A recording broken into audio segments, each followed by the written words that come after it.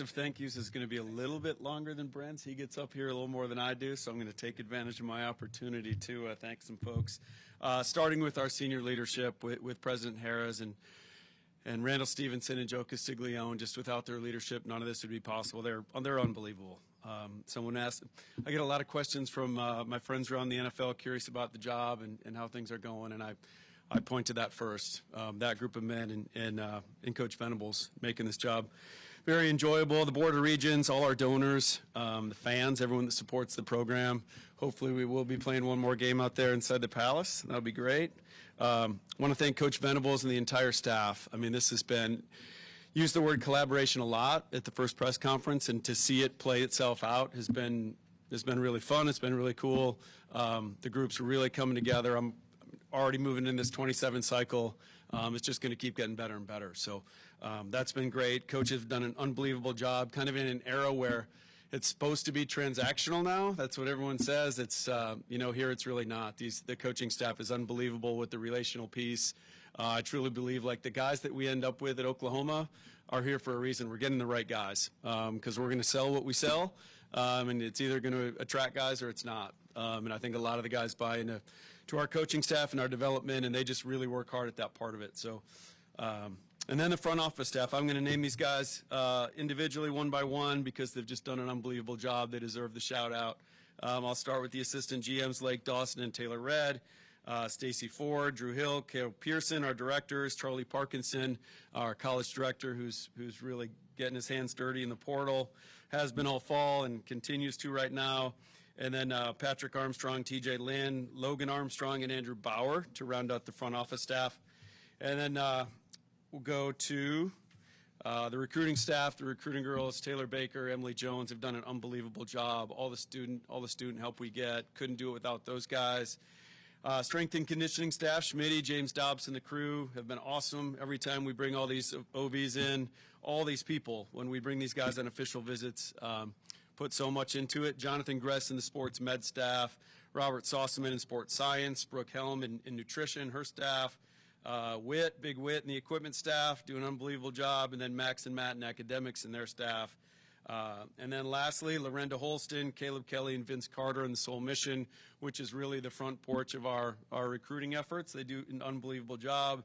As you all know, being around the program, that's Brent's baby, and he really believes in it, and so does everyone in the program. And a lot of these families that want to see their boys come to OU and grow into men believe in the Soul Mission, and so those Lorenda, Caleb, Vince have done an unbelievable job. And then the MVPs of the last 48 hours, Grayson Fuller with our legal counsel, getting all these contracts prepared, and Danielle Koval from compliance have done unbelievable. I don't think they slept last night. I was up pretty late with them. I did sneak in some sleep, but I think they might have worked all the way through. As Brent said, I listened to his portion of it. I won't go player by player. I'll just kind of sum up the position group. He did a great job kind of wrapping those guys up with his thoughts, and I'll answer anything. Love this class. Love where we ended up here with the 23 players. Or is it 24 now? Is it 24 with Petit? 24 players. Yeah, if you would have told me back in March when I got here, I remember looking at the board they had in place and the names that were up there. To be here, standing here in December with this group of young men, it's pretty exciting. So I want to say we added 8 post the June OVs. So we had 8 fall. We kind of thought that would happen. We kind of felt like we were going to have a good team. We thought if we had success on the field that things would start to turn, momentum would start to turn. We'd be able to flip some players. We'd be able to identify some guys that were maybe under the radar, which we were able to do both things. So that really worked out. Momentum is a real thing in recruiting. I learned that this cycle. I've learned a lot this cycle. I'm learning every day on this job, but that's clearly a big deal. You know, working in the NFL, I always heard that you shouldn't negative recruit. In college, I learned real quickly on this job people were negative recruiting. So that was probably working against us. And now that we had some success on the field, we had some players come back our way. So starting on the defensive side of the ball with Brent talked about that front group. So we've got 5 guys coming in. I think the things that stand out are length and versatility and athleticism. That group got longer, more versatile, more athletic. You have to be athletic to play in our front. You guys know that watching us.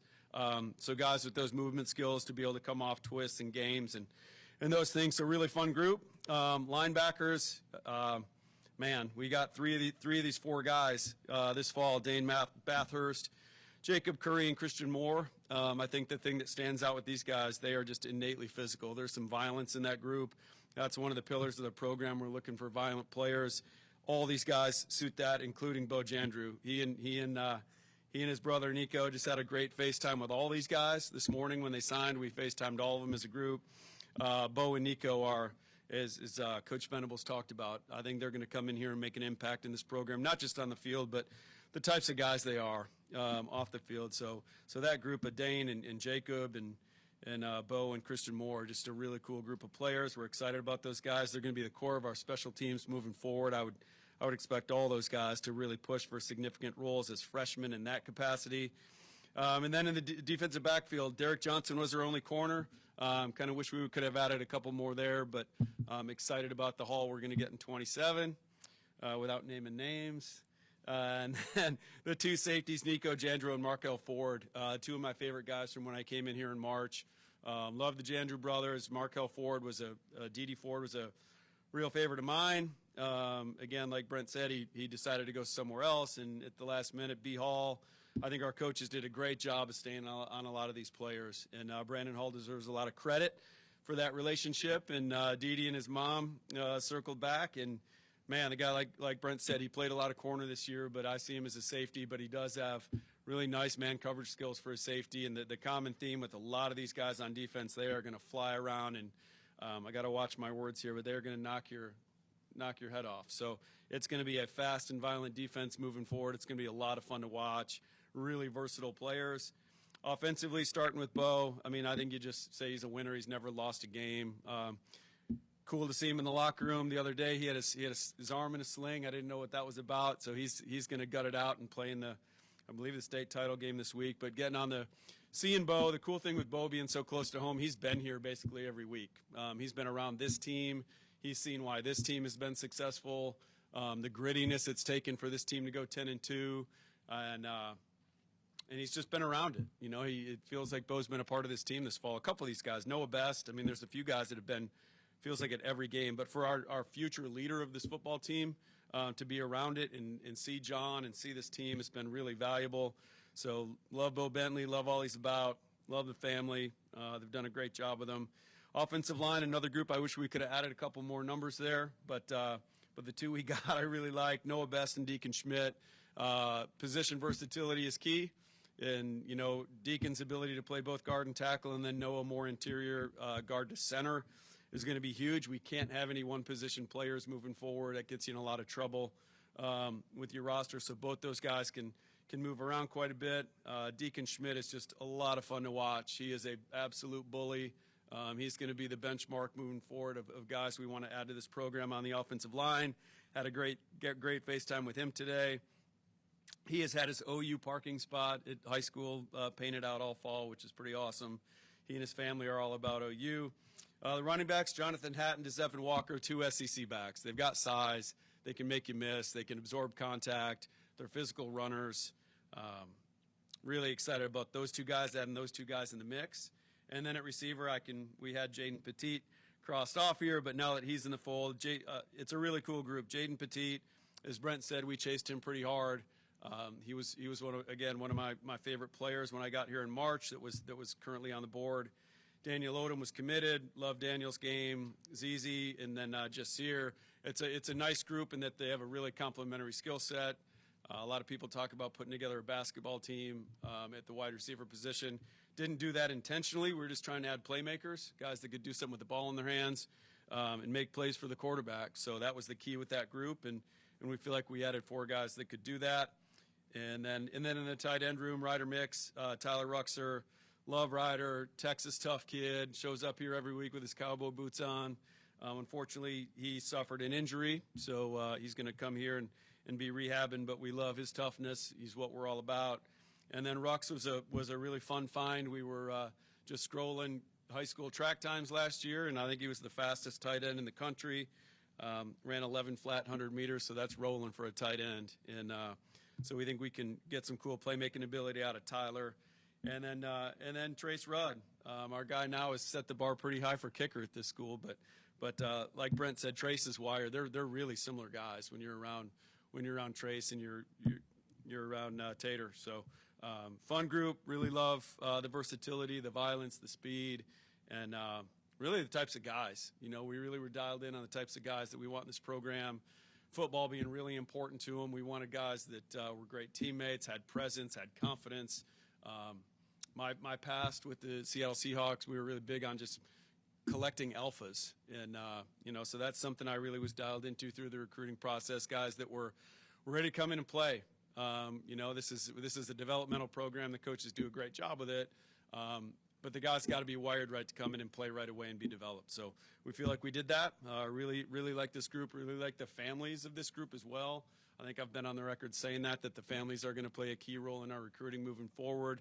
I just think with where college football is at right now and this being a business, these players getting paid, I think the family support is going to be really big for those guys. So we love all the families as well. But open up to questions. Start in the back,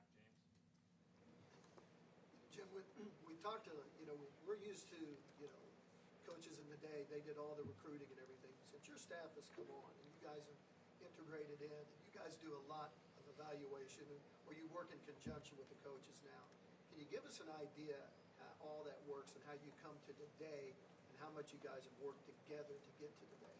Yeah, that's a great question. I'll say this: I, for lack of a better phrase, and I've used it with all the families on the official visits, we are trimming the fat essentially for our coaches. Like Brent said, we've got a lot of experienced evaluators, great people at what they do. So, you know, with our scouting staff, it'll start at the lower levels of the scouting staff. Everyone's got states and regions, and then we cross-check by position. So, you know, rather than just, you know, a coach or two having their eyeballs on a player, I mean, this is really, you know, we have grades on from 7 or 8 grades on a particular player. So it won't get kicked to the coaching staff until it makes its way up our scouting staff, and then it'll get to Lake and Taylor and myself and Coach V and the position coaches. And then if we don't see it eye to eye, like we want the coaches to coach guys that they want to coach, right? You're going to undermine a guy's career if the coaches aren't on board. So that's the process, you know. And if the players kick to the coaches with the certain grades, and they don't see it that way, we have meetings every week. We call them discrepancy meetings, and we'll watch the player. And if we still can't get on the same page, then we move on. I said that to Brent the day I came in to interview. There's 1 million high school players out there, and if we don't see it eye to eye, we'll move on and find a new guy. So that's really how it works, you know. And the selling recruiting on the official visits has been, you know, that time bought back from the coaches, so they're not sitting at their desk watching a couple hours of high school tape every day.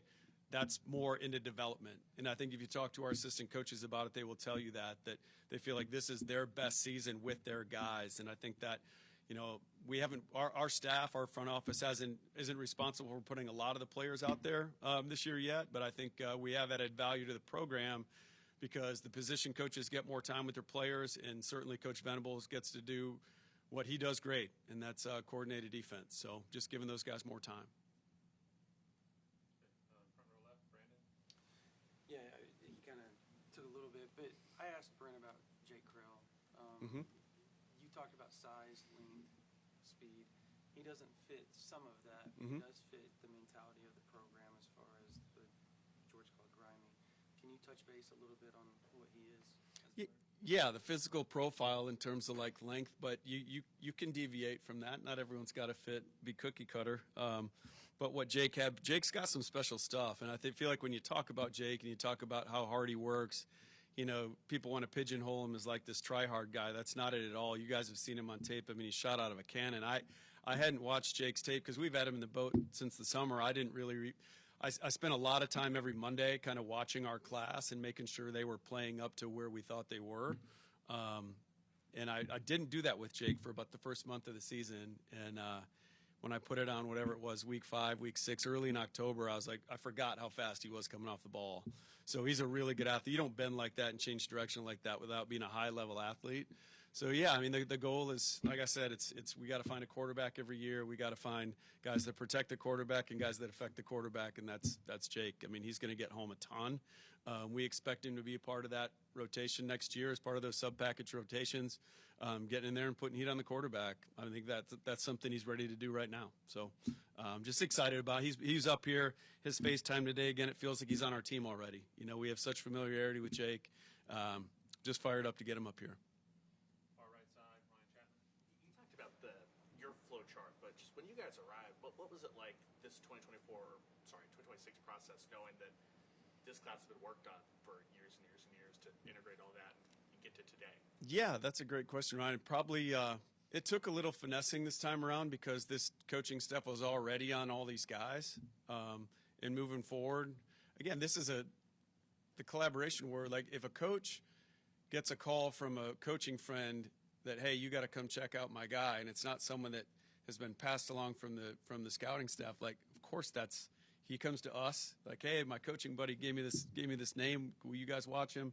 So I'm not saying it won't ever happen where coaches bring us players. It's probably going to happen a lot. But this was this class. These guys were in deep with the 2026 class. We got here in March, and we weren't midstream in March. We were downstream on the 2026 class. So there wasn't a whole. It was hard to really pivot. Now we did. When we came in and evaluated some of the players and didn't see it eye to eye, we really had to take some hard right-hand turns on this class. And the exciting thing for 27 is now we're all on the same page, because where I'm at, those coaches have invested so much, because they do. Our coaches put a ton into it. And it's hard to go to a position coach who's put in so much work and developed relationships and say, I really appreciate all the time you've put in, but just don't see it that way, and we're going to pivot. So that wasn't easy. And I just think big picture with our staff, I told the guys, and we kind of added guys on the staff, incrementally. Every conversation when we brought guys on board is like, guys, put your head down and go to work. Like, we have to earn the respect, of this coaching staff. This is new for them. This is foreign for them. It's never been done. So we need to come in and earn their respect. So that's what we've done.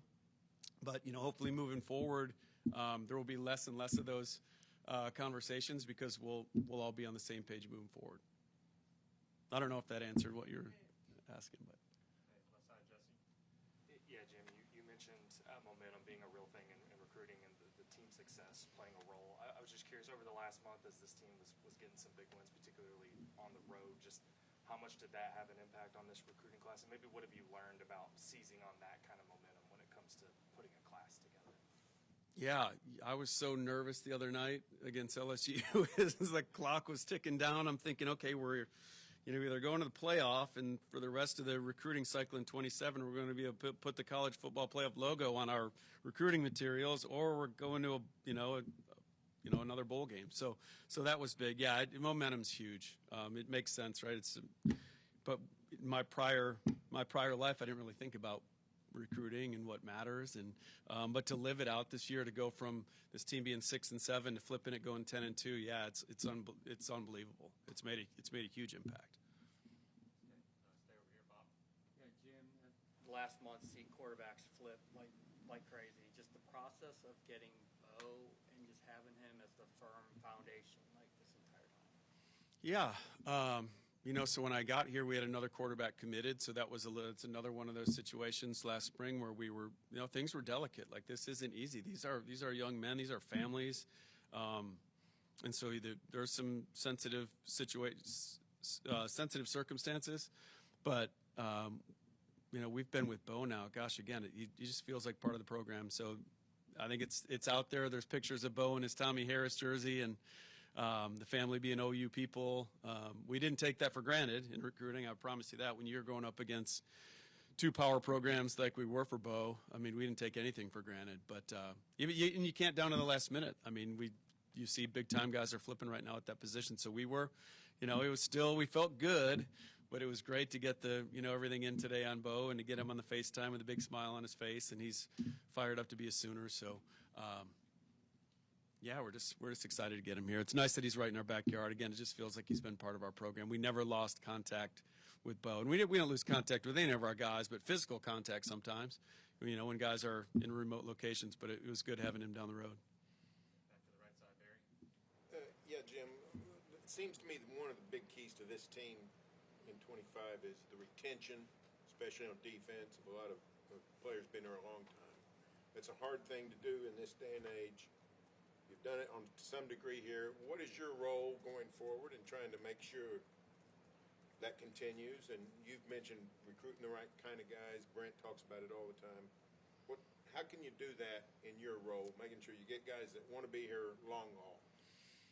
Well, it goes to, the type of people you're bringing in the recruiting class. That's part of it. I mean, there's some guys that came on official visits where I'm like, okay, this is going to be a year-to-year proposition with this player and this family. And again, those were some pivots.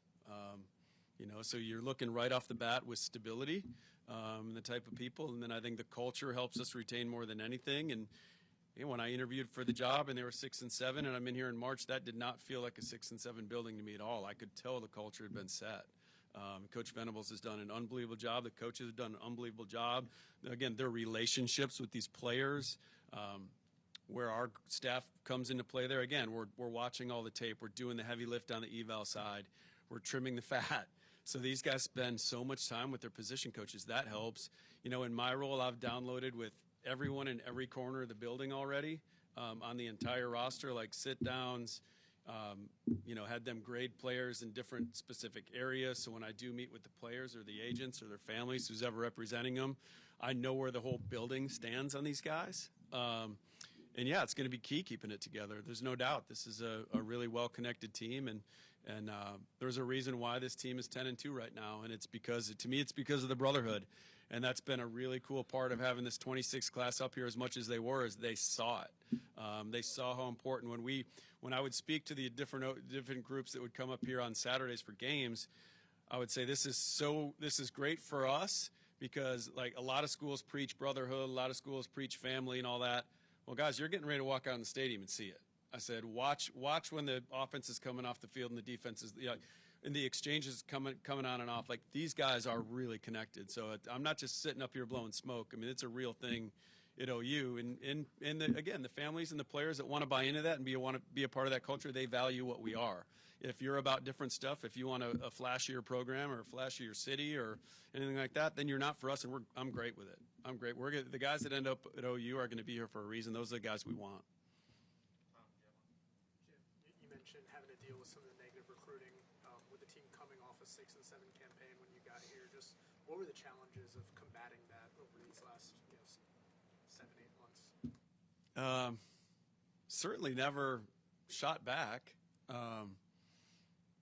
But yeah, it's just hard when you really like a player and you know what you're selling is good for the player too. Like, I believe in this program. I wouldn't have taken this job if I didn't believe in Brent and this program and the leadership here and what this program can do for young men. So when you see guys pivot only because they're getting negative thoughts put in their head by other, and I believe, maybe I'm just a believer. I knew I really felt in my gut that this was going to be a good team this year. So it was hard over the summer when you're seeing it, especially during the OV season. You're seeing guys go other places, and you're like, man, like we're losing him to that program. But again, it's worked itself out, and so hopefully we can keep the momentum going. The 2027 class is, like I said, we're off to a good start there. There's some guys that haven't announced publicly that we're really excited about that will announce publicly soon, which will make the class look even better. But yeah, hopefully we just keep riding this positive momentum. That's all we have time for. Thanks, Jim. Thanks, Okay. everybody. Thanks, guys.